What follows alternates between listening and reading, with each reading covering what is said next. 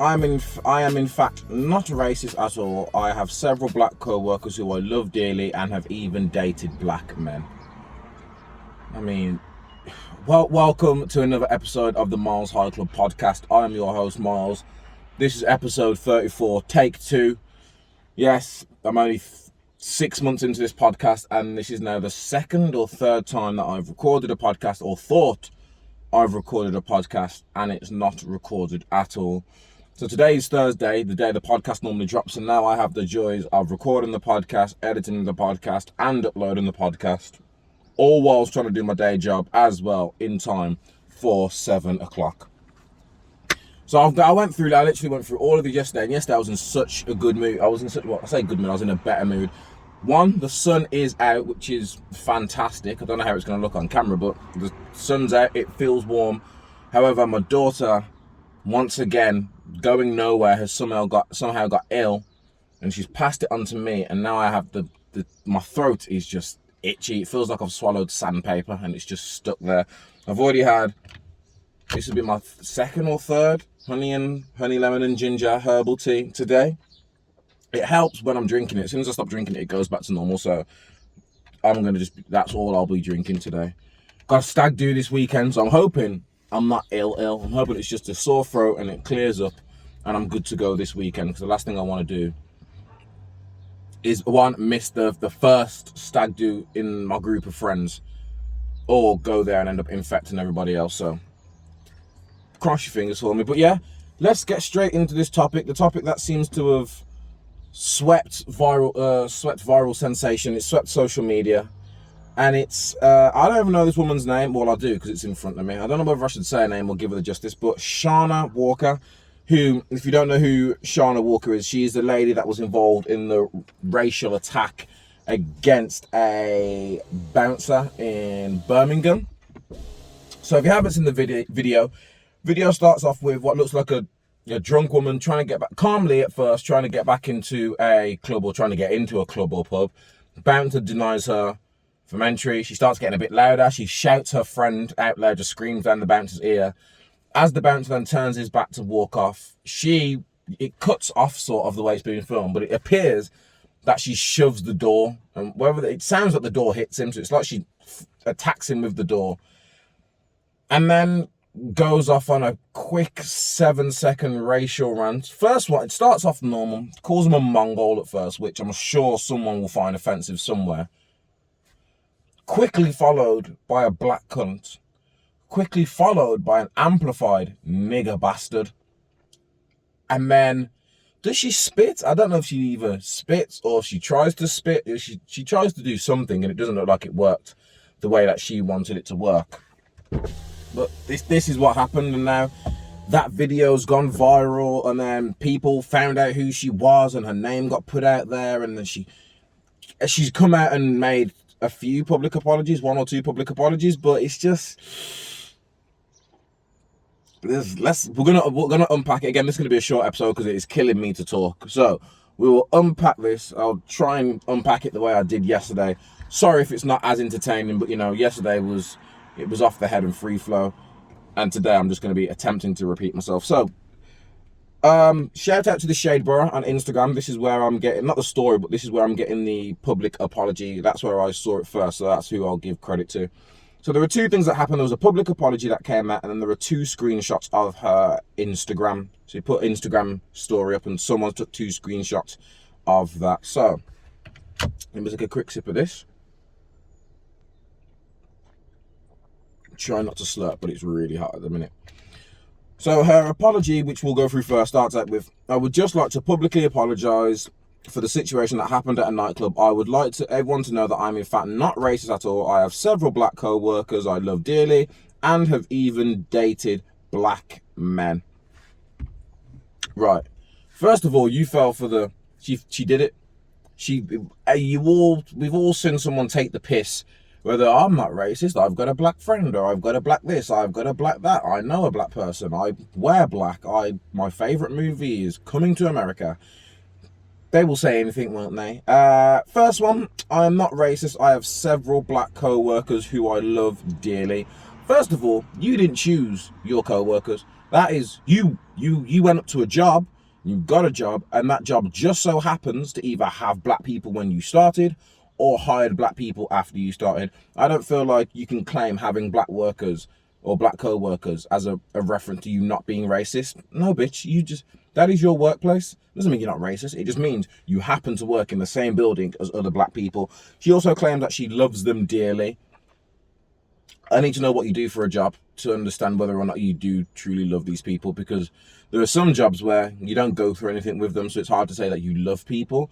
I also need to hear from her colleagues. Now, I'm normally someone that I don't care for the gossip. I'd stay away from it. I'm rarely on blogs, even though I follow the shade door. I stay away from the gossip. I just flick through things for certain stories.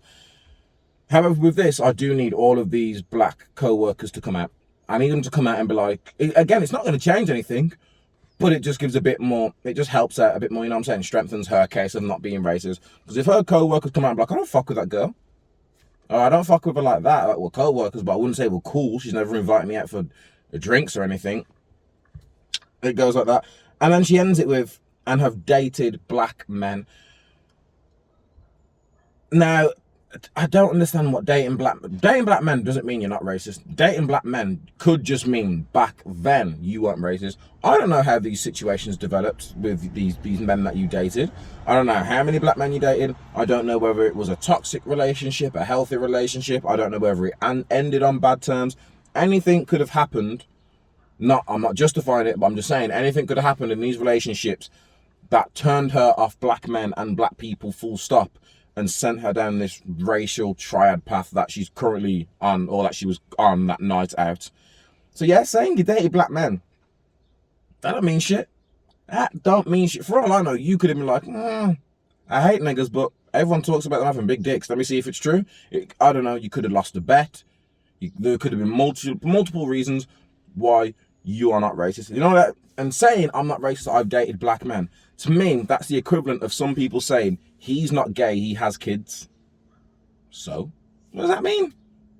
What does that mean? I hate when people say he's not gay, he's got kids. So what? You know how many gay people have got children? That don't mean jack shit. So her saying I've dated black men, that don't mean shit to me about you being racist. I've seen videos of people going on racist triads against their baby daddies. Like the father of their child, I have seen them called all sorts of names under the sun, and that white person slept with this black person, had a child with them, and is raising that child. And you want to tell me that just because she's got a black kid, or just because you've dated black people, you're not racist? It's already off to a shaky start in this apology. I was let's carry on.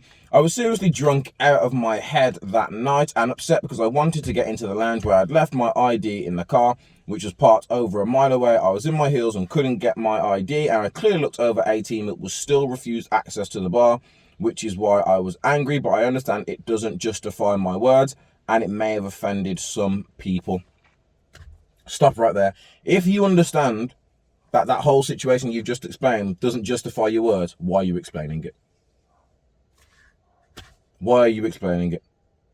Like that guy was doing his job. And again, I've seen things come out that says she got kicked out for being too drunk and wasn't allowed back in. She's saying that she'd already got in there, but then went out and then tried to get back in, but couldn't get back out. It all seems very shaky to me. But the drunkenness is one thing that I think we can all guarantee. And she's admitted that she was really drunk. Oh, she's seriously drunk is the words that she used. So yeah, I don't give a fuck about your excuse. No, yeah, it doesn't justify your words, and it did offend people. End of. You don't need to explain because it doesn't justify it. So again, carrying on. But I am not racist at all, and at the end of the day, we are all entitled to freedom of speech. We shouldn't be abused for it. So, bear with me, guys, because I don't want to put words in this woman's mouth. She's got enough fucking words in her mouth. I am not racist at all, and at the end of the day, we are all entitled to freedom of speech, which means to me, that sounds like to me, she's saying, I'm entitled to freedom of speech. If I want to call you a black cunt, I can call you a black cunt. If I want to call you a nigger bastard, I will call you a nigger bastard. Let's take a little side note here. Nigger bastard, that, in terms of grammar, that doesn't even make sense. You either call someone a nigger or a bastard. To stick the whole nigger bastard, it just... you are racist. Those two words don't flow off the tongue, right? So that again doesn't help your case. Like you didn't just call him a nigger. You could have said, you nigger or you black bastard. No, you hit him with 2 racial slurs back to back, and you made sure that second one was even louder. You was like, you black cunt, nigger bastard. Like, don't hit me with the I was drunk excuse. And here's another reason why I hate the I was drunk excuse. Because when you use, to me, I was drunk is not an excuse. I don't care who said it. If you get triggered by this because someone said it to you or you said it to someone, that's on you. But I don't buy it as an excuse. Because to me, what it sounds like is you're saying, I was drunk, which is why I did that, because I was drunk. So you're telling me if you were sober, you wouldn't do it, but if you're drunk, you would do it. So what's stopping you from getting drunk and then doing this again? Example being, for me, drunkenness for me can only cover being clumsy. Fell over last night. I was drunk. Stained something last night. I was drunk. Broke my diet and ate a kebab last night because I was drunk. These things are excusable. Okay? I said this, I fought someone, I slept with someone because I was drunk. Doesn't work. And this might just be for me. Here's why it doesn't work for me. You go out, you get drunk, you sleep with someone. You then, however it comes out and that person finds out. You hit them with the, I'm so sorry, I was really drunk, it won't happen again. First of all, how can you guarantee it won't happen again? Are you going to stop drinking? Because you said you were drunk, which means you're using the drunkenness as an excuse. So for it to never happen again, you must be ensuring me that you're never going to drink again, because you never get drunk again. So these things never happen again. Give me 2 seconds while I answer this phone call. Right, I'm back. Someone's coming to pick something up in a minute, so this podcast will stop soon. Well, I'll take a little hiatus, a pause. So yeah, the whole drunkenness. So yeah, you saying, oh, I'm drunk, does that mean you're never going to get drunk again? And if you do get drunk again, what am I supposed to think? So you went out before, got drunk, cheated. Let's say we make up, whatever, we move on, and then you go out again and get drunk again. What am I supposed to think when you're out there getting drunk? What am I meant to think when you come home drunk, or I find out you were drunk? And again, it's call me insecure if you want. I've admitted to before I'm insecure for some of these things. I'm not one of these guys that's gonna act like, oh, I wouldn't care, I'd get rid of that. I hate people like that. They lie. Let's be truthful here. No.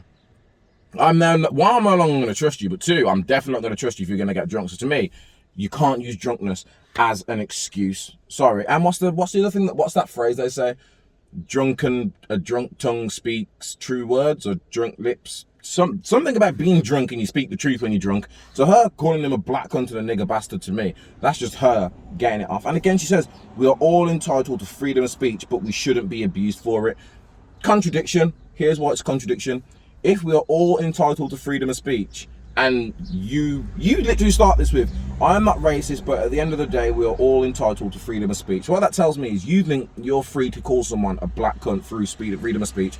If that's the case, people should be allowed to say anything they want back to you due to freedom of speech. Now give me 2 seconds.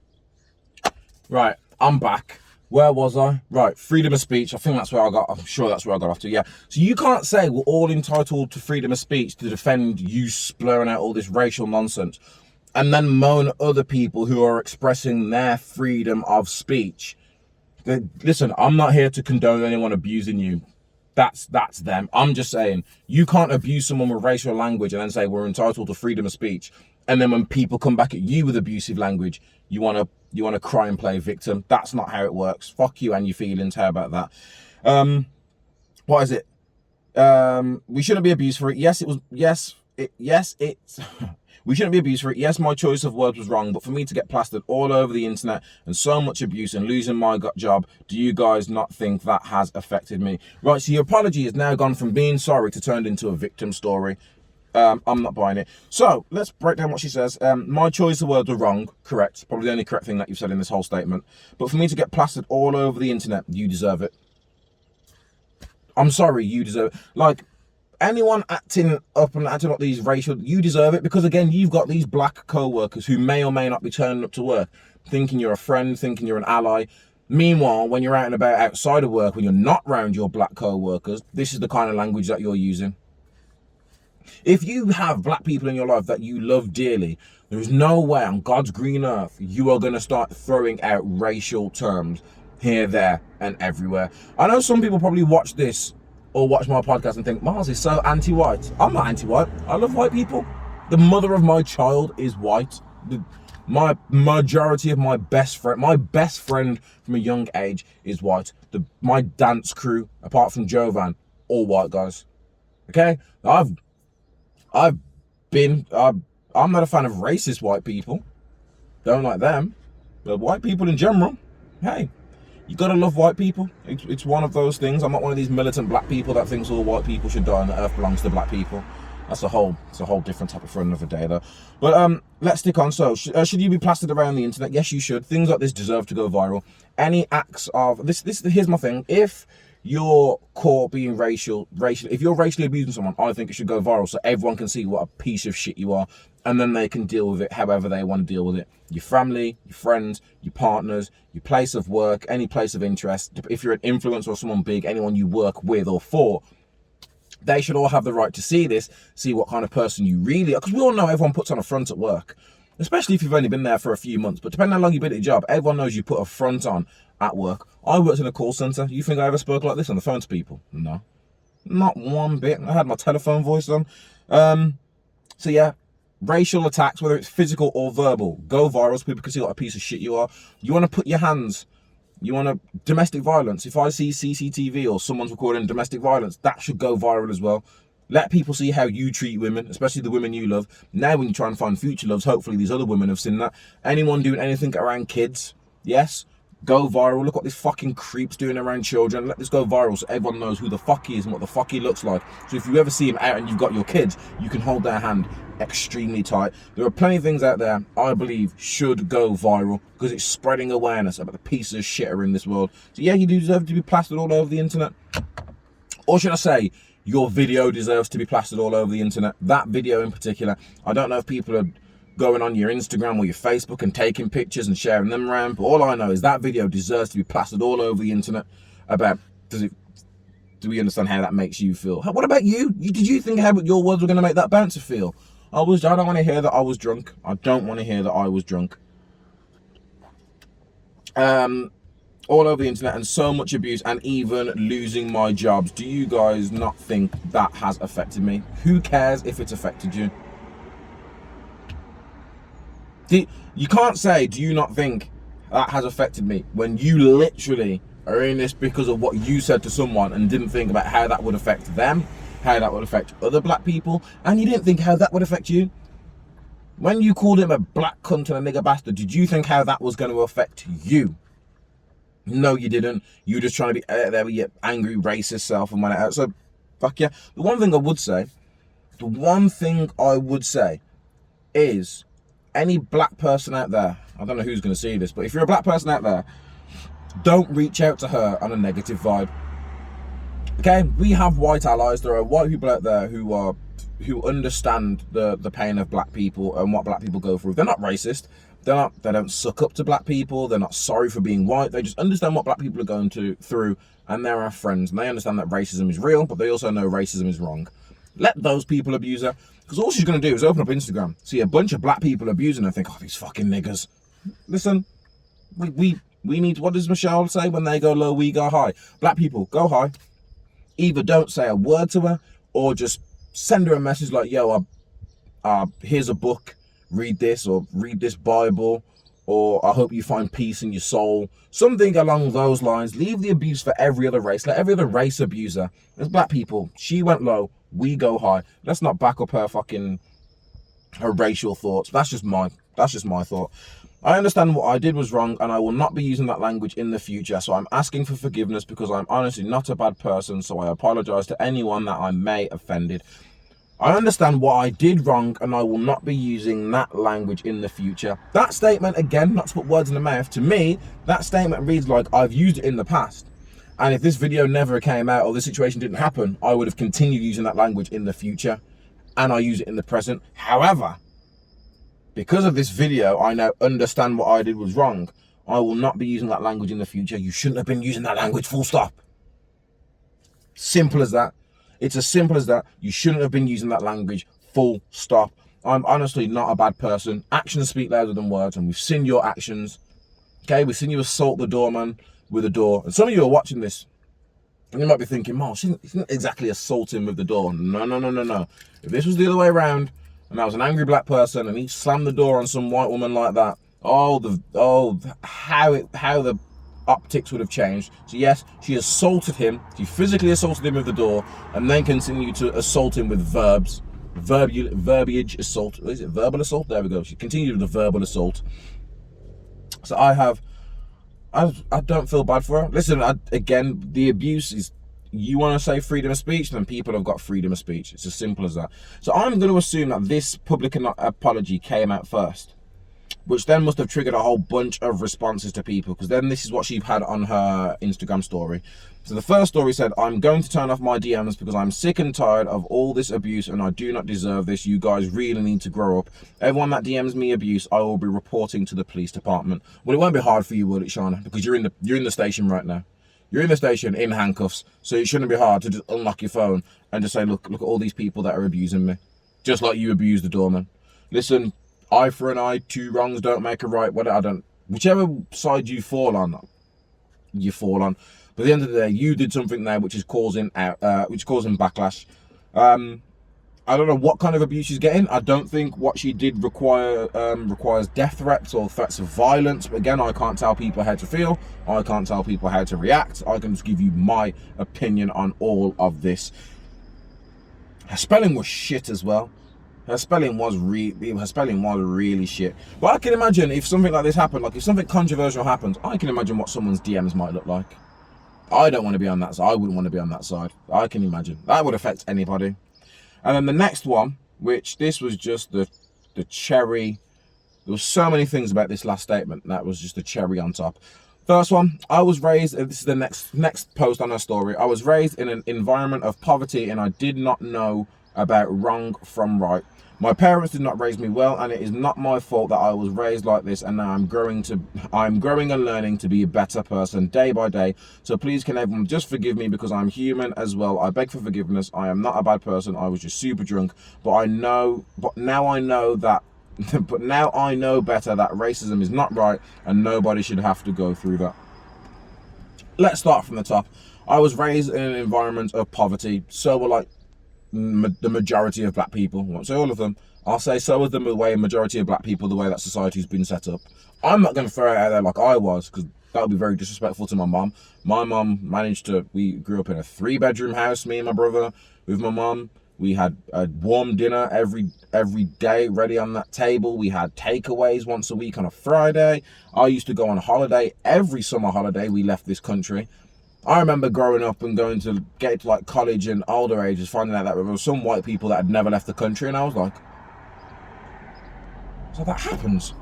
I just thought it was black people that couldn't afford to go on holidays, but I just thought I was one of the lucky black people that was always on holiday. So I don't understand what growing up in poverty has to do with you being racist. Now, if you were caught stealing or something like that, yeah, that's a fair. I'd understand that. You grew up in poverty, you've never had things. It's hard for you to get things. You wanted to take it. But racism, poverty doesn't explain racism. Black people didn't put you in that situation. If anything, black people would have been in that situation with you. Black people are probably more understanding of how poverty works. But whatever. I did not know about wrong from right. My parents did not raise me well, and it's not my fault I was raised like this. You threw mum and dad under the bus so quick. Oh, has she got siblings? She can't have siblings, because if I was a brother or sister and I saw this, I'd beat the shit out of you for talking about our parents like that, unless it's true. But at the same time, if you've got siblings, are your siblings racist? Because if your siblings aren't racist, then it's just you. She threw her parents under the bus quick, fast. She's saying it's not my fault I was raised like this, as if to say her parents were racist and they said all these things around her and made it seem like it was completely okay, which is why she grew up to think that. I understand that if you were 10 years old, maybe 13, 14 years old. You've grew up around racist parents. You've seen how they deal with it. So you've picked up on it and dealt with it. She's 24 years old. She is old enough to know right from wrong. She's old enough to know better. She's old enough, she's 4 years younger than me, so she's old enough to have lived through and seen a lot of the racial things that have been happening just in the past 5 years. Just in the past 5 years, she's old enough to know and understand what all that shit means. So Yes, it is your fault. The way you were raised ain't your fault, but the way you've turned out now at the big age of 24, no, that is your fault. You can't blame your parents for that. I am growing and learning to be a better person day by day. So can everyone just forgive me because I'm human as well? Shut up. I beg for forgiveness. I am not a bad person. I was super drunk. I've already told you. I don't care how drunk you were. It's not an excuse. Drunkenness should only be an excuse for being clumsy. Because again, you're I was going to try and use a big fancy word, but I forgot how you pronounce it. Intoxicated, that's not the word I was going to use, but you're heavily intoxicated. We know that can throw off things like your vision, your balance. So clumsiness and things like that, understandable. But you making these decisions, no. Anything you do when you were drunk, I believe you were either willing to do or wanted to do when you were sober. It would have just took you a lot longer to do it. Like a sober person will cheat just like a drunk person would. Only problem is the drunk person will probably cheat a bit quicker, be a bit less brazen about it. Whereas a sober person, because they're sober, they're thinking a bit more clearly. But no, they still want to do it. Alcohol is not an excuse. What else said? I was just super drunk, but I now know. Here we go. I'm saying this word for word. This is what she wrote. But now I know better that racism is not right and nobody should have to go through that. So before this incident, what did you think about racism? Did you think racism was okay? Did you think if you were wronged, it was okay to be racist? Did you think that some people deserve to go through the racial torment that they go through? Her statements don't make sense. It's like she wrote this and wasn't thinking about it. It's like she's trying to apologize, but turns herself into the victim every time. Let's go back. Hold on. We're going to see how many times how many times she apologizes to how many times she turns herself into the victim. So I would just like to publicly apologize for the situation that happened in the nightclub. So that's one apology. I would like everyone to know that I'm in fact not racist at all. I have several co-workers, so there you go. That's victim number one. I was seriously drunk. That's her being victim number two. And she was upset because she wanted to get in the lounge where she left her ID, blah, blah, blah, that whole story, making herself a victim again. I'm not racist. At the end of the day, we're all entitled to freedom of speech. We shouldn't be abused for it. Another plate being a victim. Yes, my words were wrong. It's not an apology. It's on the way to an apology, but it's not. But for me to be plastered all over the internet, so much abuse, lose my job, playing victim again. I understand what I did was wrong and I will not be using that language in the future, so I'm asking for forgiveness because I'm honestly not a bad person. Playing victim again, so I apologize. So she apologized twice in that first public apology, yet played the victim role at least 7 times throughout it. Then the first one, I'm going to turn my DMs off because I'm sick and tired of the abuse. Playing victim, I do not deserve this. Playing victim, everyone that DMs me with abuse, I will be reporting to the police. Playing victim once more. I was raised in an environment of poverty. Victim, I did not know right from wrong. Victim, my parents didn't raise me well. Victim, it's not my fault I was raised this way. Victim. Can everyone just forgive me because I'm a human? I beg for forgiveness. I am not a bad person. I was super drunk. Victim. But now I know that racism is not right and nobody should have to go through that. How are you only now just learning racism is not right? The big age of 24. Let's just say you don't really pick up on these racial things until you become an adult, which is 18. She's had 6 years to see how the world operates. For her to think racism is okay, I don't know what she thought, but that statement, it says, but now I know better that racism is not right, which meant before this she didn't know that racism wasn't right. She must have just thought racism was an everyday thing. She literally must have thought racism was an everyday thing, which lets me know that wasn't the first time she let a nigger slip or a black cunt slip or she racially abused someone, whether it was to their face, over the phone, online or however. Like, if more stories came out about this girl being racist, it wouldn't shock me. It really wouldn't shock me just from the way she is talking. And then, just to top it all off, just as if I thought she wasn't taking the piss enough as it is with this story, at the end of that whole raised in environment poverty speech she did on her Instagram story, she put a poll up. Okay, I forgive you. I don't forgive you. Not only was you spelling shit throughout these DMs, these Instagram stories, but now you're putting up a poll to see who forgives you and who doesn't forgive you. For what? What is that poll going to tell you? If that poll, the only people that are going to say, okay, I forgive you, are your friends. No stranger's going to read that and think, oh, I forgive you then. It's just going to be your friends, and it's probably going to be your close friends. You've probably got a lot of friends that are going to see that and just not click it because they're like, you know what, I don't want to fuck with her, but I don't want her to know I don't want to fuck with her. You know what, it's one of those things. I also wouldn't be, I haven't followed her, I don't plan to follow her as well. But I would also be very shocked. I wouldn't be surprised if at some point now she posts a picture with a black person, or she has on a story that she's with a black person or something like that. Listen, if you are with a black person, a group of black people, and they choose to forgive you, that's on them. They do not speak for the rest of the black community. They do not speak for the rest of the community. If those 3 black people want to forgive you, let those 3 black people forgive you. The rest of us, fuck you. Again, I shouldn't. The emotions of this story get to me, so it has me throwing out abuse to this girl. But like I said, she didn't care when she was abusing that bouncer / bodyguard. Why should I care now? But Michelle Obama says when they go low, we go high. So I'm gonna try and stick to that and go high. It also turns out she's been banned from Birmingham. How you monitor that, I don't know. But she's been banned from the city centre. She's been banned from pubs, clubs, and all. I didn't even know you could do that, but she's been banned from Birmingham. So I don't know when her ban's going to drop. I don't know if her ban will ever drop. I don't even know if she'll want to come back to Birmingham. Like, I don't know if you ever noticed about the black population in Birmingham. It's quite heavy. And I'm not saying that anyone should do anything to you. I'm just saying maybe you shouldn't go back to Birmingham. Just maybe. Your face has been plastered everywhere. Everyone knows your name. It wouldn't surprise me if she's one of these people that is going to try and go back to Brum this weekend. She might think, look, let me go back to Birmingham this weekend. Let me try and go back to that place, find the bouncer, apologise to him, see if he'll let me in, buy him a drink. I don't know. I don't trust people. We'll end on a positive. We'll end on a positive note. Shauna Walker. I don't know if you'll ever see this, but one, I hope you've learnt your lesson.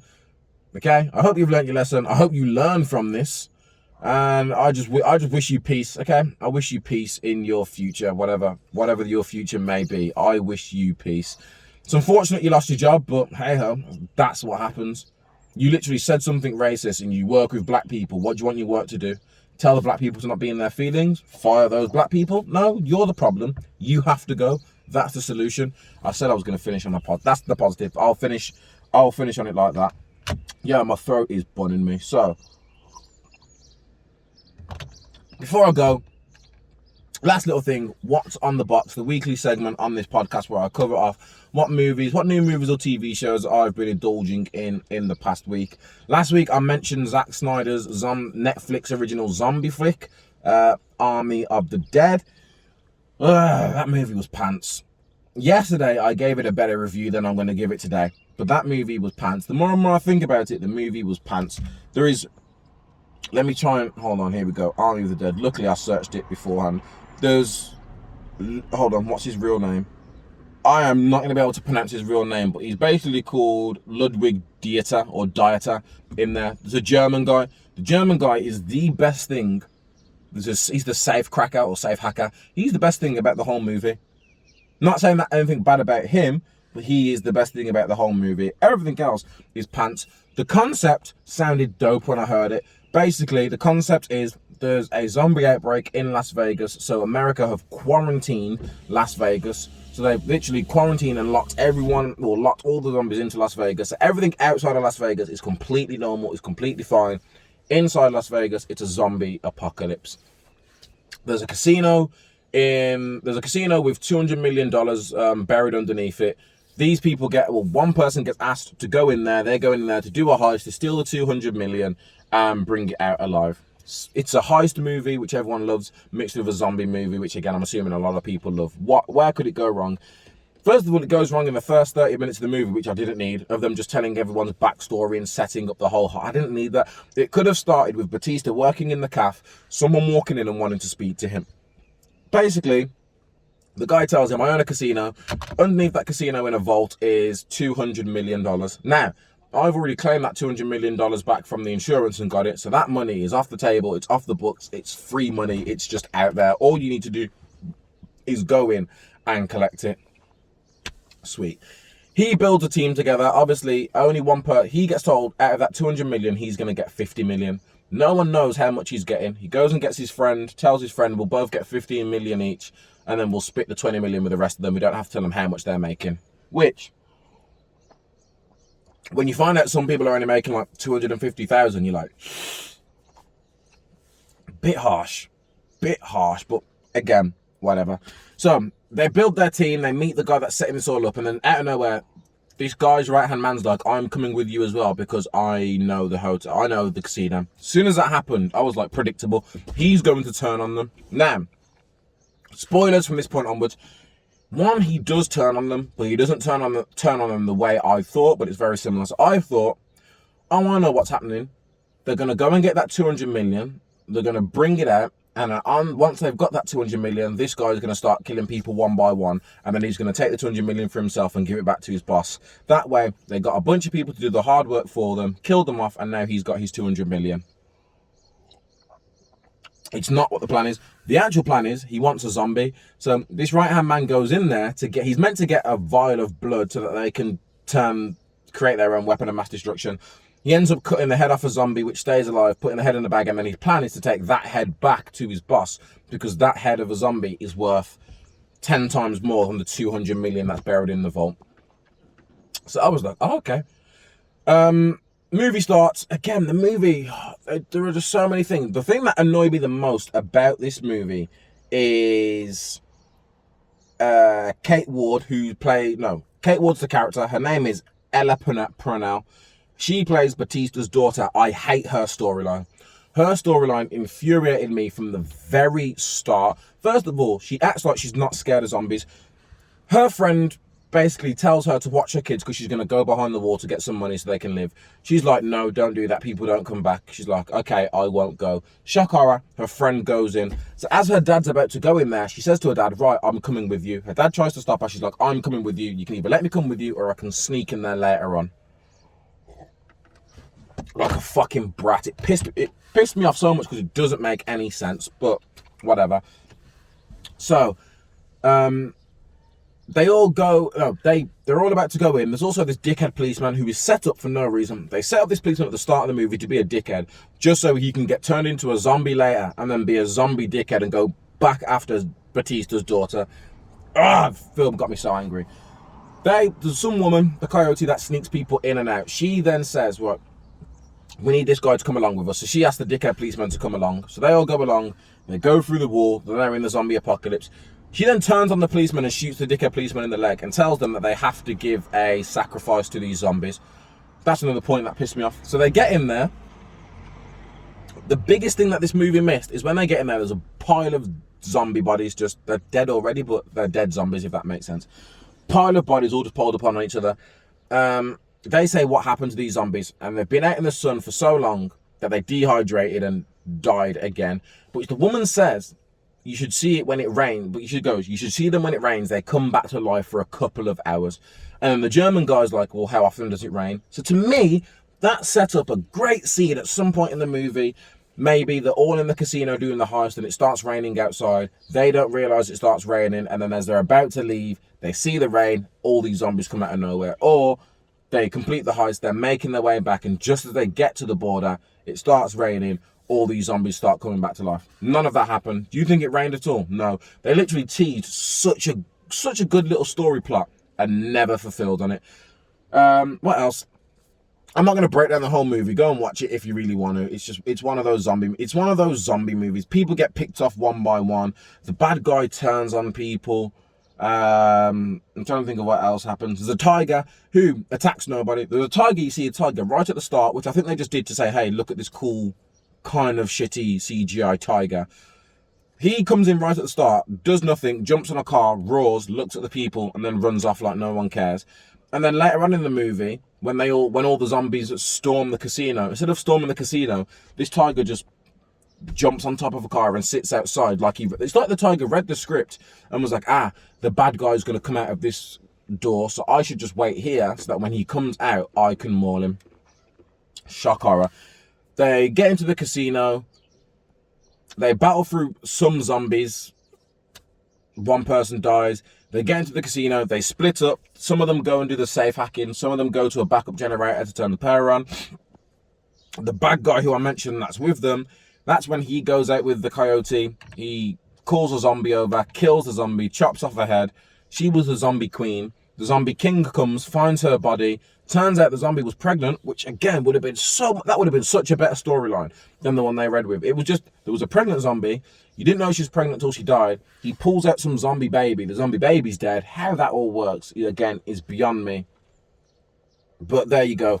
So then, because the queen's dead, the king zombie's like, rah! And then all the zombies all of a sudden turn into actual zombies. So here's what I've missed. At the start of this movie, the woman tells you that there are normal zombies and there are super strong zombies.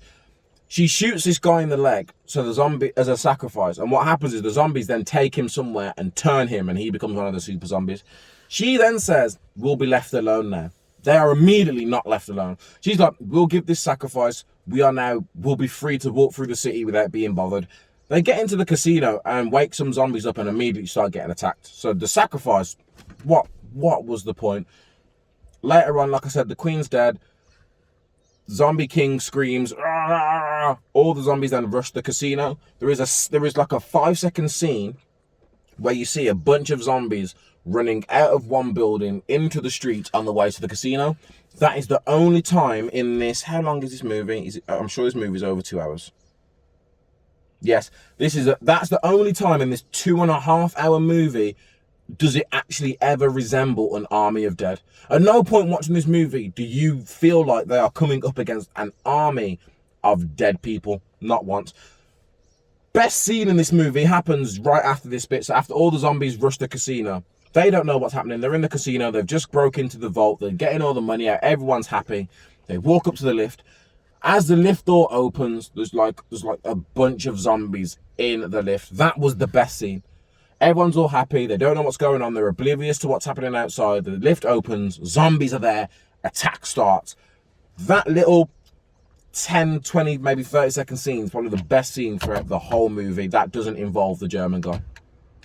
Apart from that, the movie was panned. The movie was panned to the point where I don't even want to keep talking about the movie. I'd give the movie a 4 out of 10. It just wasn't a good movie. And as you can imagine, people get picked off one by one. They die throughout it. Somehow, Batista's daughter, who came along on this heist to go rescue her friend, miraculously finds her friend, which doesn't make any sense, because when people go in there, when the zombies catch them, they take them to this room and turn them one by one.